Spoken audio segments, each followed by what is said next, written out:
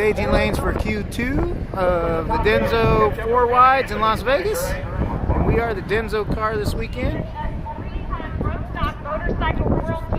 And hopefully this thing does as well as she did in the first qualifier. Going into our number 2 qualifier on the 4 wides, we're with the top 4 qualifiers and we're number 2.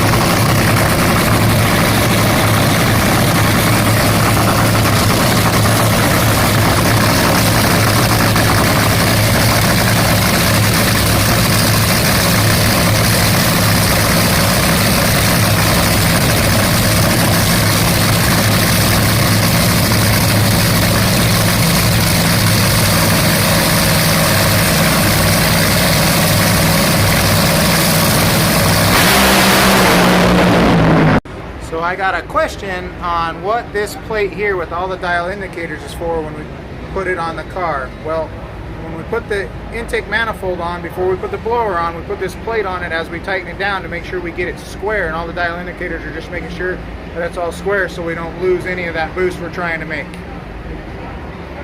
So we got a rod here, and I got a lot of questions on why we won't leave them torqued overnight or for an extended period of time, and that is because of what they call stress corrosion. And what happens is 7000 series aluminum is susceptible to it, and with dissimilar metals, so you got the stud going through, if you leave that torqued up, the stress and then elements that can cause corrosion to dissimilar metals just cause, that's why you put stuff on dissimilar contacts like aluminum going into your breaker box. You put that coating on it to wire it if you're not using copper, that kind of thing. Kind of the same thing, but different. But anyway, so stress corrosion can occur and it'll crack the rod right here or through here from leaving them torqued up too long, called stress corrosion. Anyways, that's it. Hey, another question I got was about how we adjust the wing, and that was by Austin Wilson, who knows the answer because he used to work on the car, but I'll flip the camera around and I'll show you some things. One thing is that we're limited on how far we can set the wing back behind the rear tire by an inch or 8. So that's a distance that we can't change. We can't go any further back to create more leverage, but we can adjust the wing pitch to create more downforce. So if you look at the wing, we got all these elements up there, and then I'll come down and show you on the side.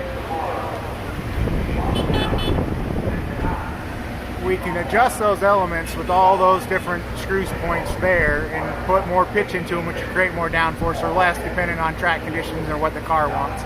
Also, we can adjust the overall wing with these adjustments here. We can raise the whole wing up or down, create more or less downforce. But the strut rods have some shims in them at the back here, and we're limited on how far we can put the wing behind the car. But anyways, that's how we adjust the wing.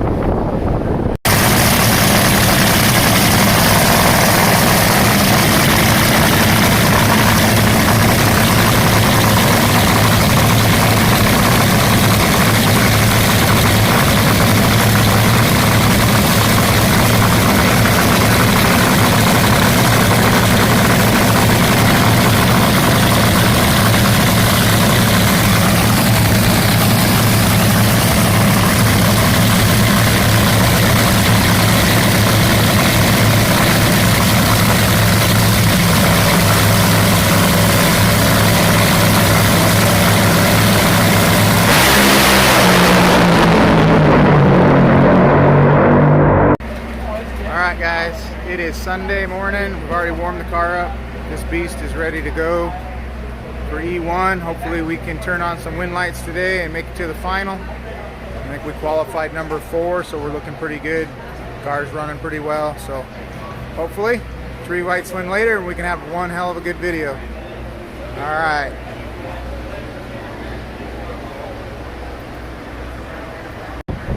Cylinder head ready to go for E2 if we make it through E1. Ready to pop a new set on.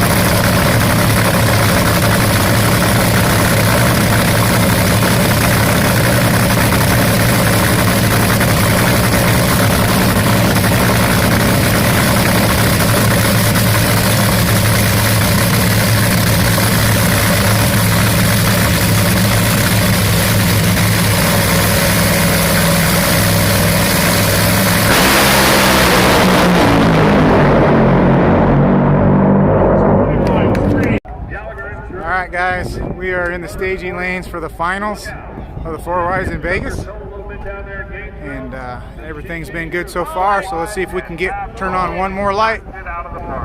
See if we can get her done. All right, here we are in the staging lanes, a little bit further up, getting ready to run in the finals. Got to tell you, I'm pretty excited. It's been a while since we went some rounds, and we're doing good today. Everybody's been on point. So here we go. See if we can turn on one last wind light. Hey everybody, it's Tuesday after Las Vegas Four Wides.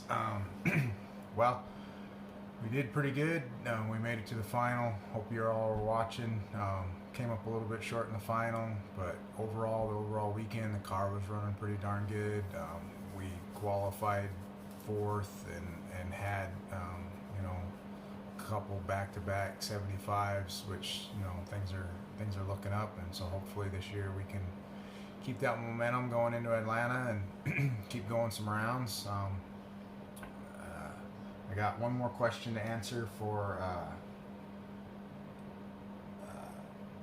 Outlaw Dart asked, changing compression ratio for changes in altitude. Is there a rule of thumb on compression ratio change per 100 foot of altitude?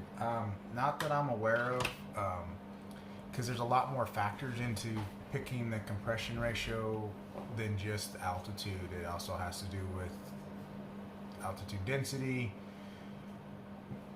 grains of water, what we're running for blower overdrive, how much boost he's putting in the car versus how much clutch and when and what.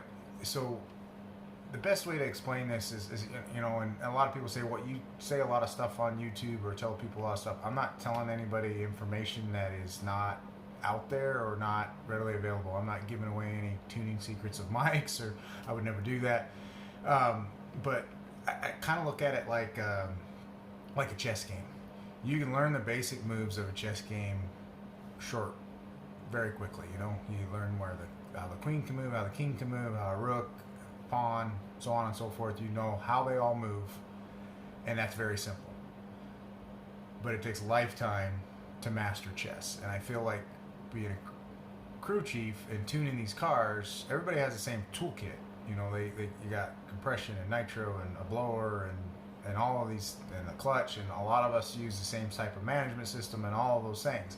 But how you move all those pieces together is extremely difficult and challenging, and I think so there is no rule of thumb, because everybody's combination is a little bit different. And even though it's all relative to everything else, so that balancing act between the clutch, the blower, compression, fuel, how much fuel, when to put that fuel in, all of those things is what makes those crew chiefs' job incredibly difficult to figure out.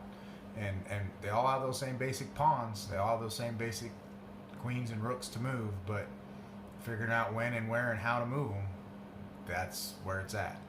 I would like to say our team lost a big supporter, friend of our team the other night, and I just rest in peace, Rabbit, and that's it. Everybody have a great time, and we'll see you in Atlanta, and hopefully we can turn on some more wind lights for you.